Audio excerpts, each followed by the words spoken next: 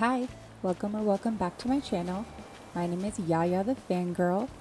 Today we are here on Neerich, my city core island, and as you can see from Zucker here in frame, we are going to be building him a ramen shop here in front of his house. And today's video is actually going to be a speed build video, so I'm going to hand it off over to future Yaya to kind of talk us through. But let's get going.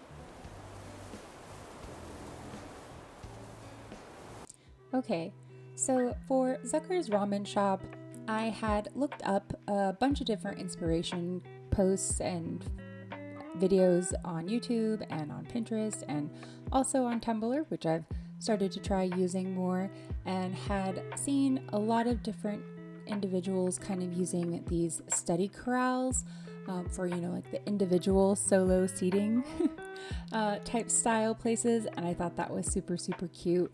And I knew that I wanted there to be an indoor-outdoor component to Zucker's shop.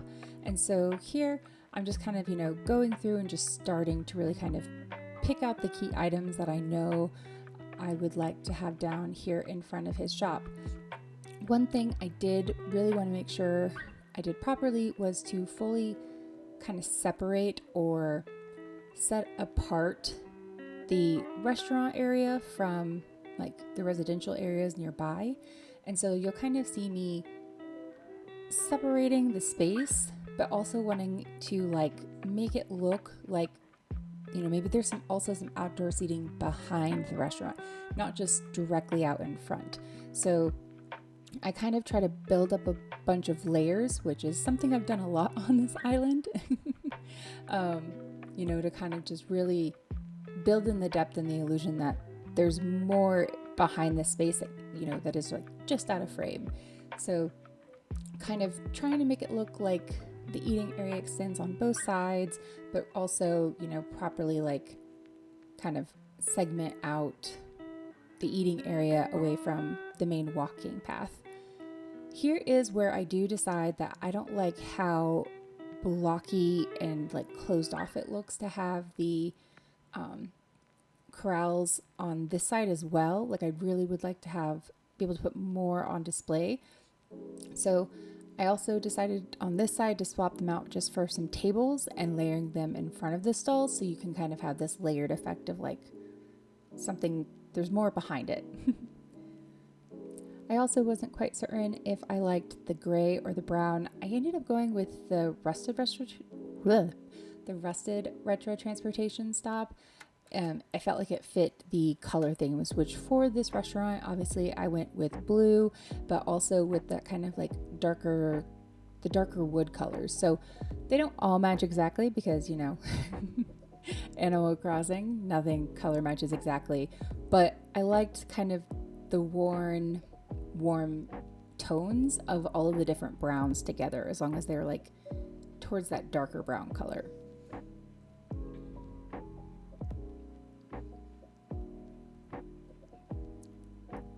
And I'm a little bit obsessed with the paper lanterns and the plant partitions here.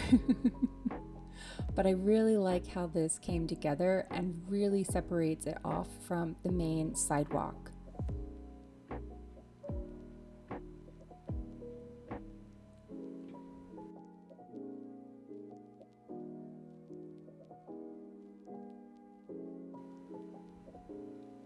Yes, I decided I wanted there to be even more space, like there's a serving area here behind this stall, so decided to use the desk, put some more stuff on there, but wanted it to like appear like there's a walking space, so I stuck some fish in between and just squished it all up together.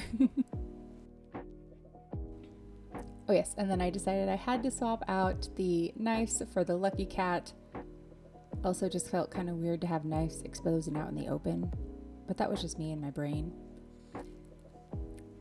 Kind of also continuing on this theme of like wanting it to seem like there's more behind the building that is just out of sight. I decided to tuck in these lanterns, and you'll see here in a second I'm going to just line this whole area with these retro transportation stops. Oh yeah, I have to scooch this forward a bit.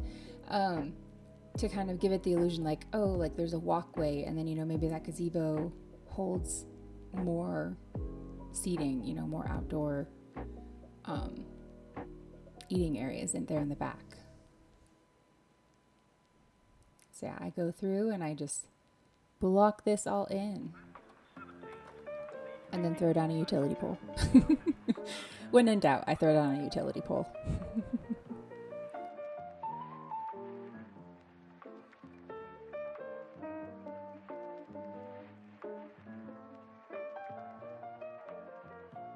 So this area is mostly done. Here, the decoration on the outside, I just kind of put down a bicycle and a bag. I don't know, I just wanted it to look like, you know, they were picking up a delivery. You know, someone had ordered ramen, a ramen delivery, a DoorDash, if you will, or an Uber Eats. So yeah. So this wraps up the decorating the outside area of Zucker's shop. So let's run into Tom Nook and begin the customization of the house and the interior.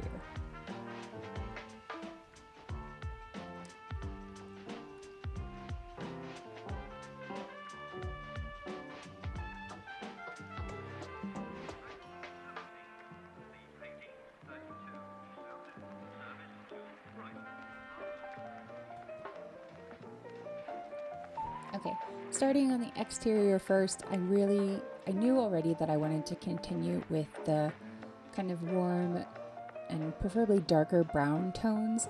So here, obviously, I wanted to keep this style of house, but was really I felt a little restricted by the color options, but I felt like the dark brown, the thatched roof, and the blue door ended up looking really nice in the end. And then we move on to the inside. So with this, I'm doing something kind of similar to what I had done to the interior of Marlowe's home. Marlowe's home, if you don't recall, feel free to go back and watch that video. We made his a seaside Italian restaurant. And so I kind of was in my head mentally planning to kind of make a similar layout, but try to transfer it into a ramen shop, you know, give it a different restaurant spin. And here for a hot minute, I was really struggling to decide what floor went with both of those walls, because I really wanted the blue wall, but I also liked the brown lattice work. I loved that dark brown being everywhere. So finding a floor that kind of matched both took a hot minute. But here we are starting to kind of build the, I guess, kind of like separate out the cooking area, or like a pseudo like sushi bar area. I wasn't quite certain if I wanted to block off this whole back side of the restaurant. Decided not to. You'll see here in a moment that I actually swap out the desk for a different piece of furniture, but I like how it turns out so much better. So you'll see in a second. But I do love using these wooden pillars so much. I love using those, and I love how it kind of just helps separate the space. One thing I did want to make sure with this design was when I done Marlowe's, he can't really walk around very much. Like there's very little in his home that he's able to walk in, and I kind of felt bad for that. So in this one, I at least wanted to make sure that Zucker had like a walk area. And so you'll kind of see me like trying to decide how much seating I can squish in versus like at least keeping like a good walk area, and at least in a couple of spots. Yes. And here is where I decide to swap out the desks for the iron wooden kitchenette. I had remembered that somebody had used it like as a bar, and then also from the ceiling hung the similar hanging shelves, because it's like the exact same like furniture set, so it actually kind of matches. And so I love how that looks. And so here I'm just kind of trying to build a little kitchen for, you know, Zucker to cook his ramen in, and running out of space, you know, to reorganize the direction of things, but we make it work. Oh yes, and I did use more of the study corrals in here. Those are just such fun. Need to pop in a plant for a little bit of greenery.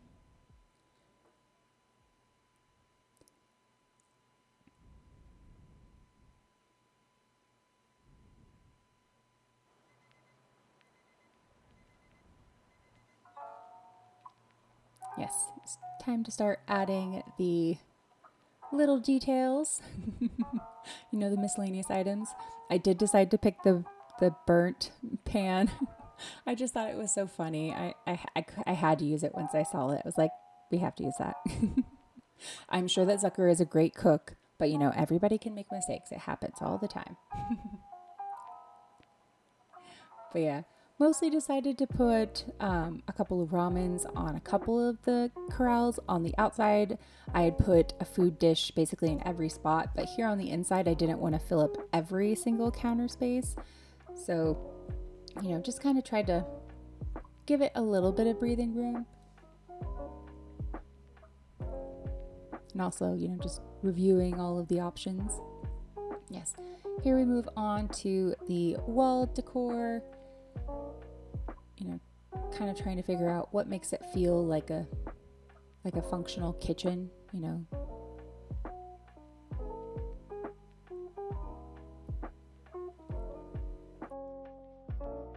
Adding some additional light.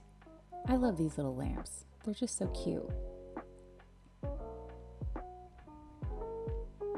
And then we decide to go ahead and move on to the ceiling here in just a moment.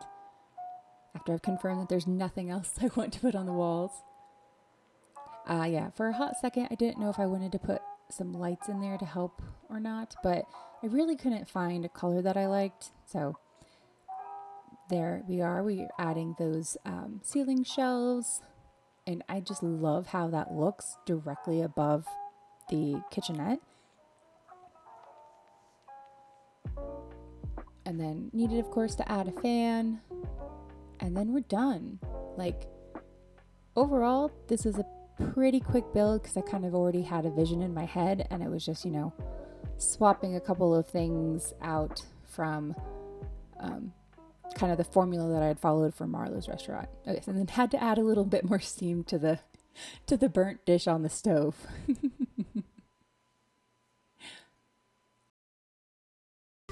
All right, so we have wrapped everything up and traveled to the next day. And so here I am running back and then realizing that Zucker is home. So I immediately had to run inside to go see him and see how he enjoys his new space. I'm pretty sure you already know, but you did a great job of decorating my place.